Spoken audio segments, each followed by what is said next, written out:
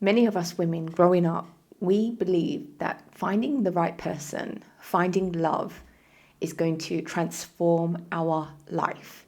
It's going to magically make all our problems disappear. So many of us daydreamed about love, the fairy tale that we bought into, and the happily ever after, the eternal bliss. This is what we want. Of course we do, because the idea of it sounds amazing, especially if we haven't worked on ourselves. We feel like someone else is going to come and rescue us from our own life. So what ends up happening is we pour our energy, our heart and soul into finding someone else, or perhaps if we're in a relationship already, we give everything that we have into the other person. We save the people around us, and we forget in the process to save ourselves. And this is how, as women, we lose ourselves in the whole process.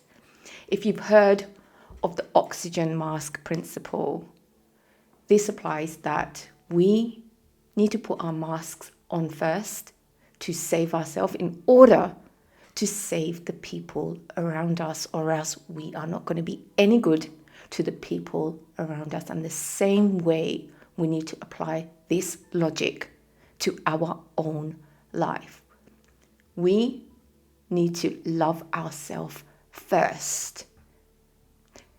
And in this video, I want to share with you 4 reasons why, as women, we need to put ourselves first, unapologetically, give ourselves the permission to become the woman that we want to be, without becoming a martyr to the people around us, to our roles, to what society expects us to be. So I hope you can find some value in this video. Let's get straight into it.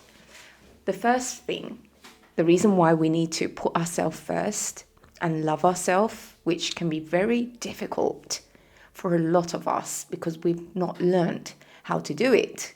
We've always been putting others, nurturing others, putting everyone else's needs before our own. Number 1 is to understand that the fairy tale idea of someone coming to rescue us and save us, it's not real. Being happy is our own responsibility. If we have things that we need to work on in our life, maybe we have dreams, we have ambition, it's not fair for someone else to come and make those happen for us. It's our own individual responsibility. It's not someone else's responsibility to come and fix our wounds. I believe relationships are there where 2 people can support one another to grow. So, for example, like 2 healthy trees standing tall next to each other, growing, each getting the sunlight as and when it needs. Their roots are intertwined into the soil, but they're still 2 individual separate trees. And the same way, if we can see relationship, a healthy relationship, in the same way where we're not expecting the other person to fix us in a way. They're there, we are there to support one another. This is what creates a healthy, sustaining relationship between 2 people. I think the problem is, as women, because we've been taught to always put others first and give our soul and all our energy. And don't get me wrong, this isn't about never supporting the people around us that need us.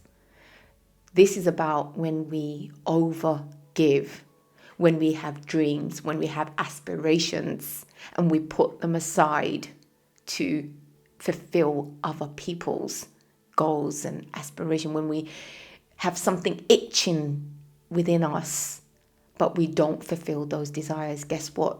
Those feelings are always going to creep up. Many women, we take the supporting act because we've been taught to believe that that's as good as we're going to get. We've been taught to believe that we shouldn't strive to become something of our wildest dreams.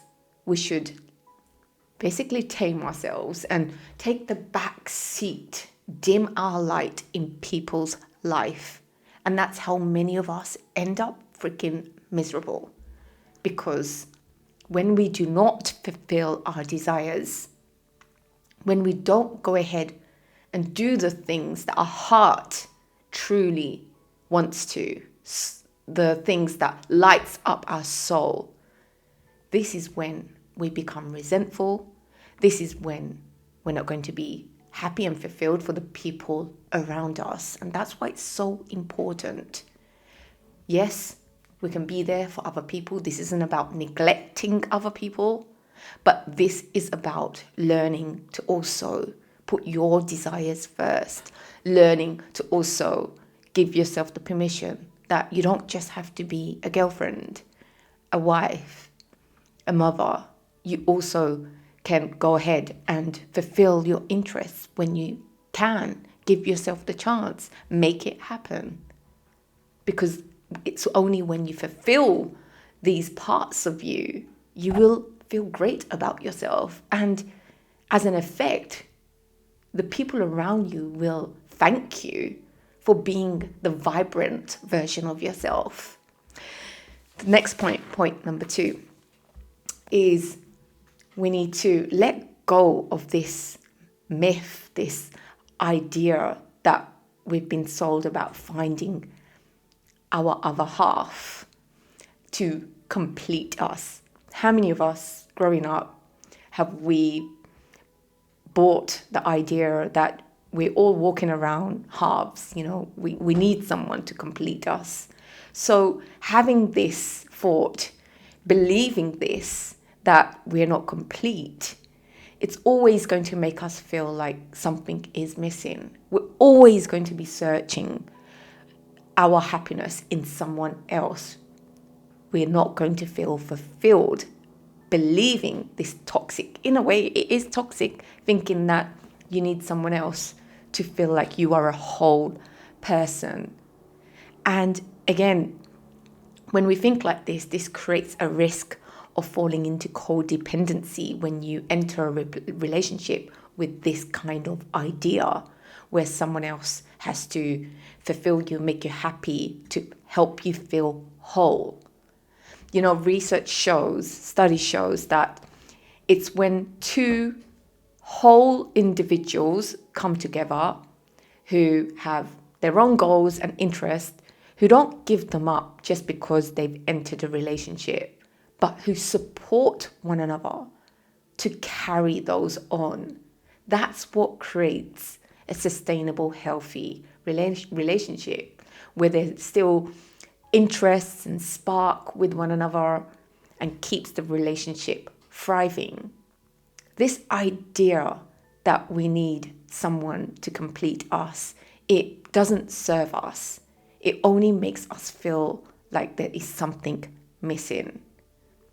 It's not about someone completing you, completing one another. It's about complementing one another, supporting one another. And that's what creates, in my opinion, a beautiful relationship. So I really encourage you to find ways where you can feel whole as an individual. This is our own individual responsibility to enter into a relationship as a whole being and not putting that burden on someone else to come and fix us. The next point number 3, a reason why we need to learn to put ourselves first as women, to love ourselves, is we need to learn how to make ourselves happy through what brings us joy and fulfillment.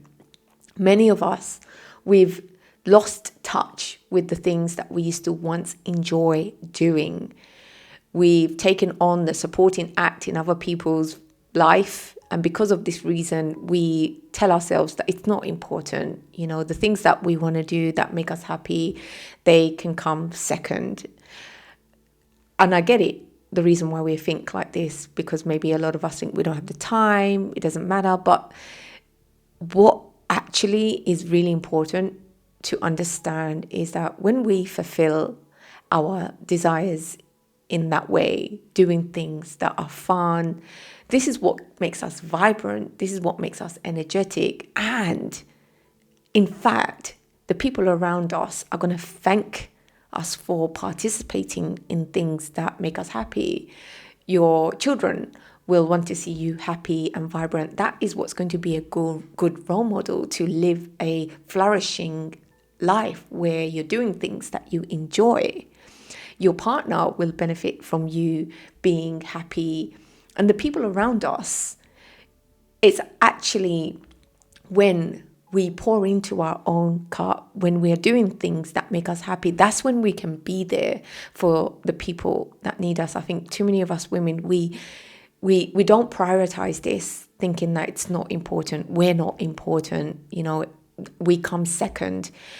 But we have to understand, always think back to that oxygen mask principle, that in order to be there for other people, we really truly do need to pour into our own cup first. We need to put that oxygen mask on first in order to benefit the people around us so that they can get the best versions of us and we can be there for them when they need us.